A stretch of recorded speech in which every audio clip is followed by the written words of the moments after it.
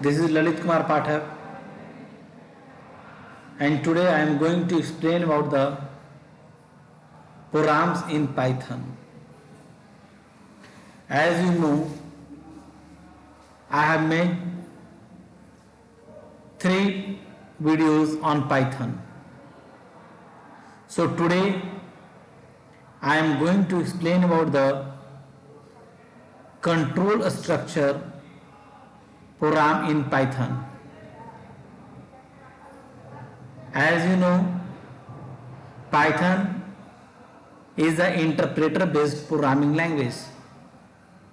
So it executes programs line by line and one line at a time. It executes programs from top to bottom, one line at a time, and it executes each and every line. Normally, Python executes each and every line of the program. So today I am going to explain the control structure, means how many types of control structures of the program in Python. Basically, there are 3 control structures of program in Python or any other programming language. These are sequential statements, conditional statements, and iterative statements. Sequential statement means it executes the statements in sequential manner. That is, it executes one statement at a time and it starts the execution of the program from top to bottom, one after another. It executes each and every line. While in conditional statement, it executes only those conditions which satisfy the condition. If the condition is true, then it executes the some set of statements, while other statement is not executed. Means set of statements or statements execute only when the condition is true. Otherwise, it executes the statement that does not satisfy. And last one is iterative statement. In iterative statements, iterative means looping, means it performs the action and repeat the same task. It executes the same line of statements or same set of statement until the condition is satisfied.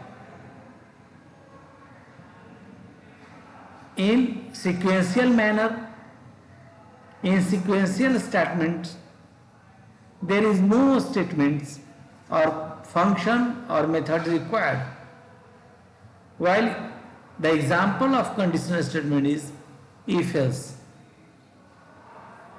Example of iterative statement is looping statement is for loop and while loop. So today I am going to explain about the program related to sequential statements. In that case, each and every line must be executed. So I am going to explain this sequential statement with the help of some programs. So let us understand with a very simple program, write a program to display sum of two numbers. means you have to add two numbers and display their sum. In each, you must keep in your mind while doing programming in Python or any other language, you must have to follow IPO rule: input, process, and output. That means every program has have some inputs, and then after it process on their input, and lastly it gives output as a result. So let us do hash symbol. I have written hash because it is a statement when you want to display any comments, then you can use hash symbols. Hash symbol is a single line comment. It is a non-executable code. It is not the part of the program. It is only show the information about the program. So suppose you have to add two numbers, you must have two variables that stores their values, and the type of variable may be. So let us take first number, that is n1 is a variable that stores some value like 10. Another variable, let us assume another variable that stores another value, that is 20. These are your inputs, and then after you have to apply the formula, that is called process. So what you can do, you have to add these numbers. So let us assume a third container or third variable that stores these two numbers. So let us take another variable, sum is equal to n1 plus n2. That is called, this line indicate the process of the program, and lastly this is your input, this is process, and lastly you have to show output, and for the output you have to use print function. Print function is used to display any message or expression or value stored in a variable. So I have written sum and press enter key, and then after you have to save the program by pressing Ctrl S or click on save the program. Because it is a script mode, so you must have to type the program in this one, and then after type the name of the program. Like suppose I write on ss.py, that is called sequential statement.py. py is the file extension of Python program, and save it, and then after you can click, if you want to run this file you have to click on run and then run modules, or you can directly press F5 function key to execute the program. So result will be displayed 30. But you can view a simple problem that it displays only 30. What is this 30? You can't understand. So you can write the program in another manner too. So let us take another example of this program or another method.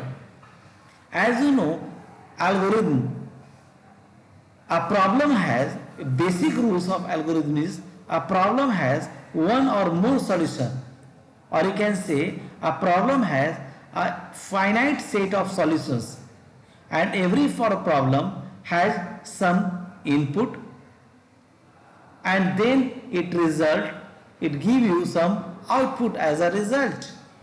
So let us take another method to solve this program. If you want to display some message along with the number, then you have to write down some message in print statement. And what you can write? Suppose you have to write, you can write the message within quotes, whether it is single quote or double quote doesn't matter. You can write the message in single inverted comma or double inverted comma, it depends on you. Suppose I am going to write the message within double inverted comma, that is sum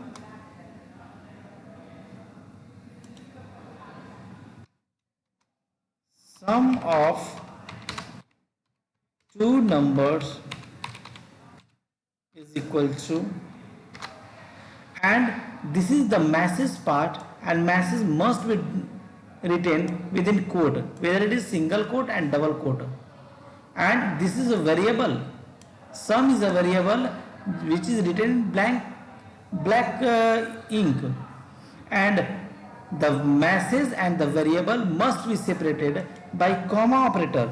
So you write down a comma in between them, and then after press Ctrl S and again press F5 to execute the program.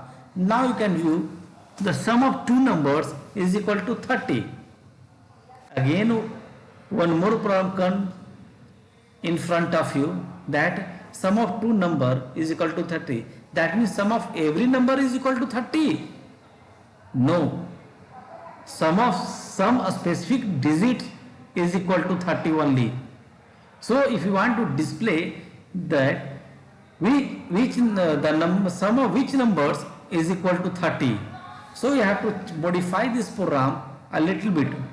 Sum of, so write down again sum of this one, comma, then after sum of n1 is a variable, again press comma, then after write down n1 and, so write down and you can write down within a single inverted comma as I say earlier. So write down and, then again single comma, and then after you have to write down the second variable, that is n2, and you must be separate them with the comma, n2 again comma, and within inverted comma is just write down is equal to, because equal to is a work as a message, and then after you have to save the program, Ctrl S and press F5. Now you can view sum of 10 and 20 is equal to 30. You can say this is the complete program, but one more problem is there. Every time when you run the program, it executes the same output again and again. So to overcome this problem, if you want to take value from the users, then you have to use input statement. So let us use, you have to know about the use of input statement and how you can take numbers from the users during the program execution. So just read the question, write a program to enter any two number, and these number are given by the users during the program execution and display their sum. In that case, you have to write down a variable, any variable name. Variable name consists of one or more character without any blank space.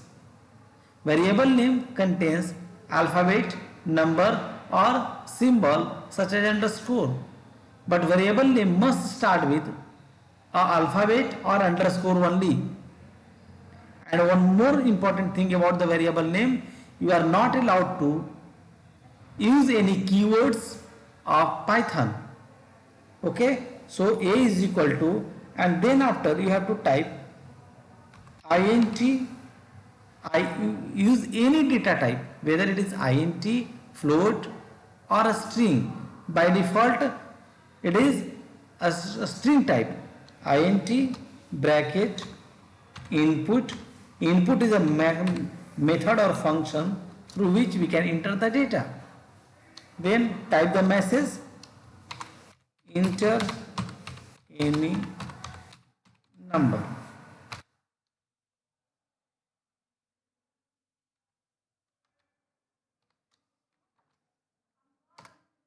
Let us take another.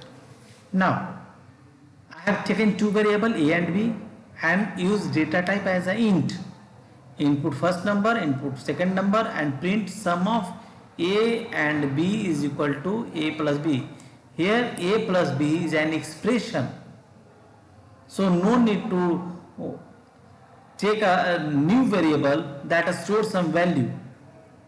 Okay, now I have just write down 3 inverted comma and close it with the 3 inverted comma for the multiple line comments. So now this code has been become as a non-executable code, and now just save the program and execute the programs. Yes, this program asks you some questions like 23, enter second number, that is 25, and it displays the result. Again, suppose I am going to run the program, it asks here again questions and it displays their sum. Means every time it demands some values from you, and at the run time you have to enter the number and display their sum. But one more problem in this program is that suppose I want to enter some floating point numbers or numbers with decimal value, suppose 2.5. So it displays some error message because int data type accept only integral values only. So in that case you can modify this program with the int. In place of int you can use float, because floating point float is a data type that accept not only integral value but also floating point values. Now just save it and execute the program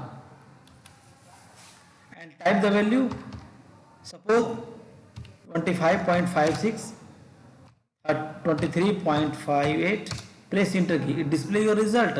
Again I am going to save the program and execute the program. Because it is the integer point, float is a data type that stores not only integral value but also decimal value. So you can enter the integers only also. It displays the result. So when you are using runtime input method, then I am entering some values from the users. So you have two options. You can use whether int or float, and I think float is a better option for you because it accepts both the value, integer values and floating point values. So I think you can understand very well about the Python programs. Thank you and have a nice day.